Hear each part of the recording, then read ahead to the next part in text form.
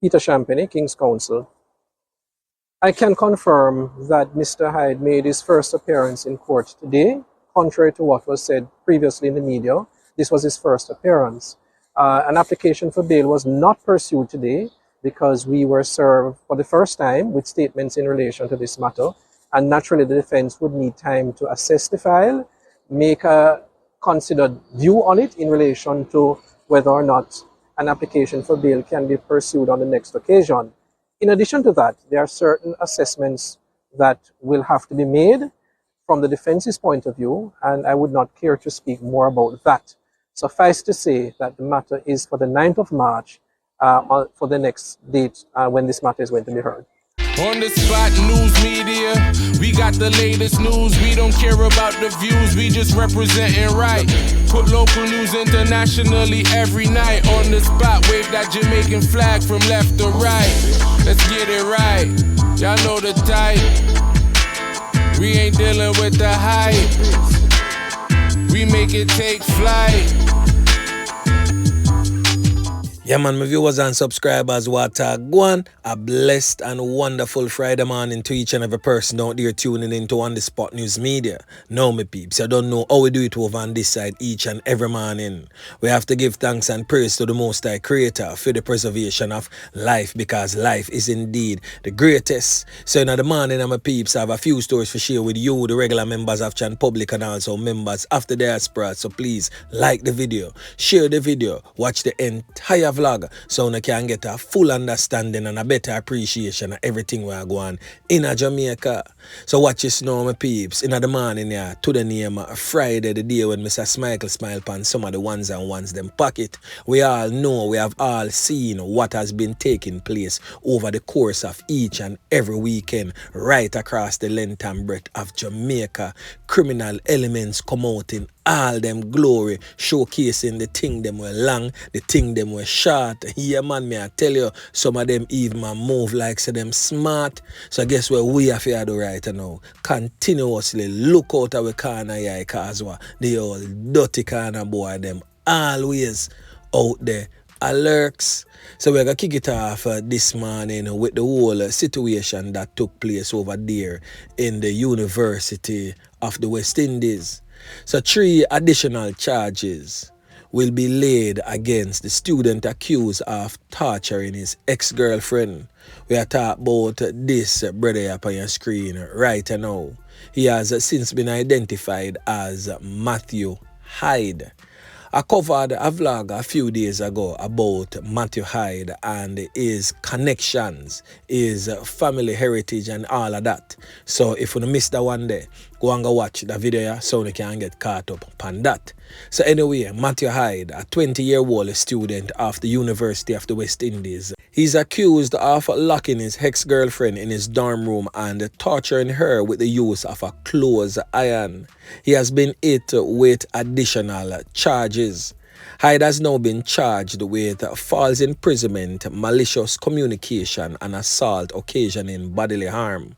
Now, Hyde, who is from Braemar Avenue, Kingston 5 address, was previously charged with assault occasioning grievous bodily harm. Now, on your screen is the preliminary report in that matter.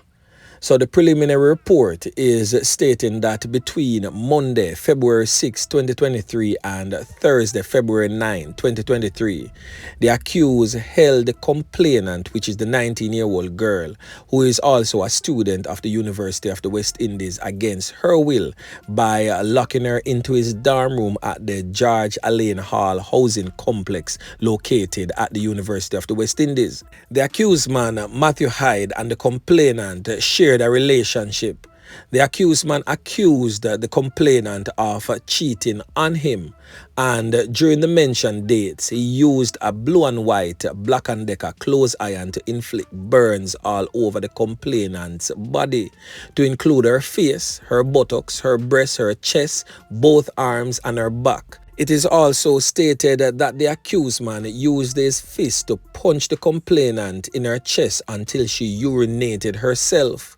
During the whole ordeal, the accused also used his cellular phone to video record and take nudes of her.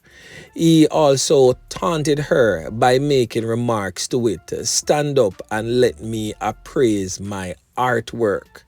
He then also posted these videos and pictures on his WhatsApp status. The complainant subsequently managed to contact a friend who summoned the police. The police went to the room, and that is where they rescued the complainant. She made a report and pointed out the accused man to the police, and he was subsequently arrested and charged. Now, this is some damning allegations. So On The Spot News Media will definitely keep in close tabs on this one to see how this one unfolds. Let us all see now, Jamaica, if the quote-unquote uptown linky them can get him off of this one. Yeah, man. So we're going to try it right now. Go down in the troubled, war-torn, crime-riddled Kingston Western Police Division, where a viral video has been seen all over social media involving some male students from the Denham Town Comprehensive High School in Kingston Western. Now, that video is rather disturbing one, where you can see especially two males beating and kicking on another student. We are not for sure what really caused that altercation. But one thing we know for sure, both students who was seen in that horrific video is presently behind bars. As you can see on your screen right now, this is one of the accused male sitting in the Denham Town police station awaiting to be questioned by the police. Now, reports from the Denham Town police is that on Wednesday, sometime about 11:45 a.m., the boy was forced into a classroom and assaulted by students on the institution's compound. The report was made to the police on Thursday, and one of the teens was taken into custody. The teen, whose name is being withheld because he is a minor, is to appear in the family court on Monday, February 27, to answer to the charges of assault occasioning bodily harm. So that was the student that was wearing that red pair of shoes. Now, On The Spot News Media was reliably informed that the parents of the other student took him into the Denham Town police sometime yesterday evening, and he was also slapped with charges of assault occasioning bodily harm. Now, I've heard a lot of arguments circulating that it is the war between the Denham Town Screamers gang and that of the Tivoli YG gang that has spilled over into the classrooms of the Denham Town Comprehensive High School. But it is not so. On The Spot News Media know for sure facts that some of the students involved are from the opposing sides. So the two attackers is from Tivoli Gardens. The young man that was attacked is from the Pink Lane area of Denham Town. The person who was recording the incident is from Denham Town up by the Screamers Corner. And the gatekeeper, the person who was watching to see if other students or teachers was coming, is also from the Denham Town community.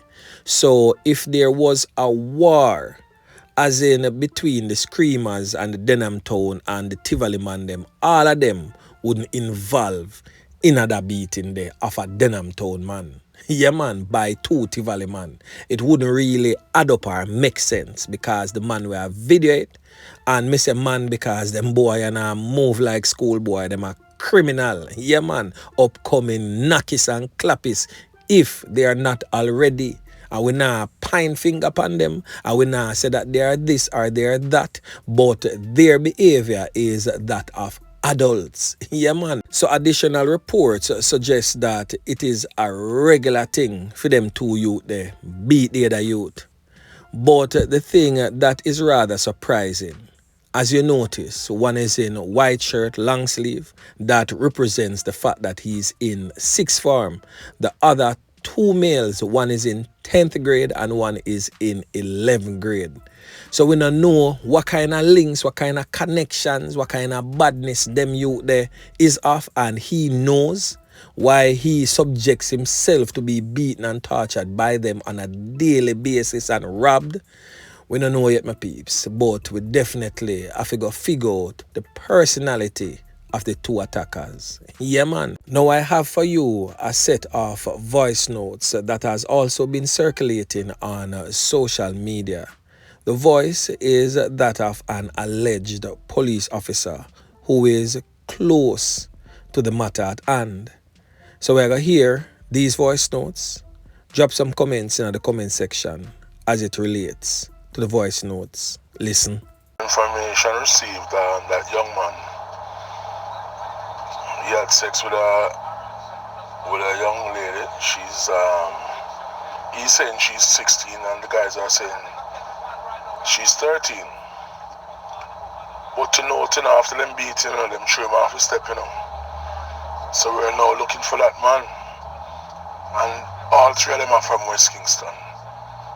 The two that are beating him are from Tivoli, and the one in the middle is from Pink Lane. So we're looking for police. We are looking for them now. And to know, the one in the red slippers also has a case in court for rape. Funny. Now still in the Kingston Western Police Division, another man end up losing 3 pints courtesy of the old dirty corner boy them. Now on your screen is a man who is affectionately called in the Anatown community as Mackerel. Now the man them dirt mackerel, bilious me I tell you, a so headshot me I talk about my peeps. Close casket type of treatment. The pictures shown to On The Spot News Media, may I tell you, is rather a graphic one. May I tell you, say, the man them literally seems as if them walk over the man and rest the matic I met side and just bust it till it breeze cock. Yeah, man them deal with mackerel a certain type of way in the streets.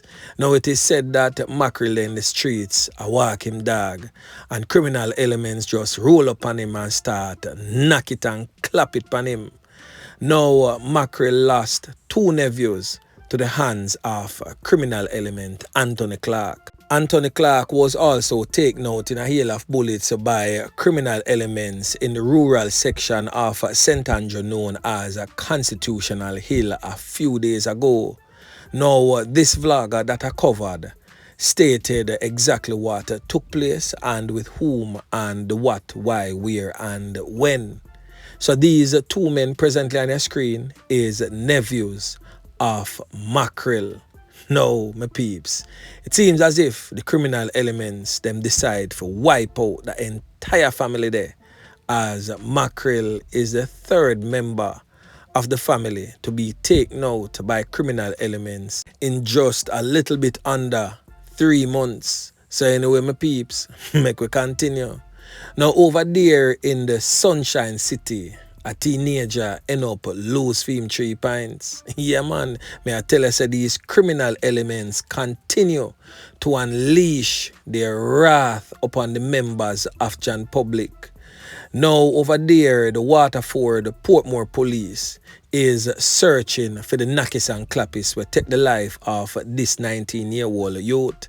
His life was taken on Wednesday night. The deceased teen has since been identified as Tyrese the Horror, otherwise known as African in the streets, unemployed of a Laburnum Crescent address in Portsmouth, St. Catherine.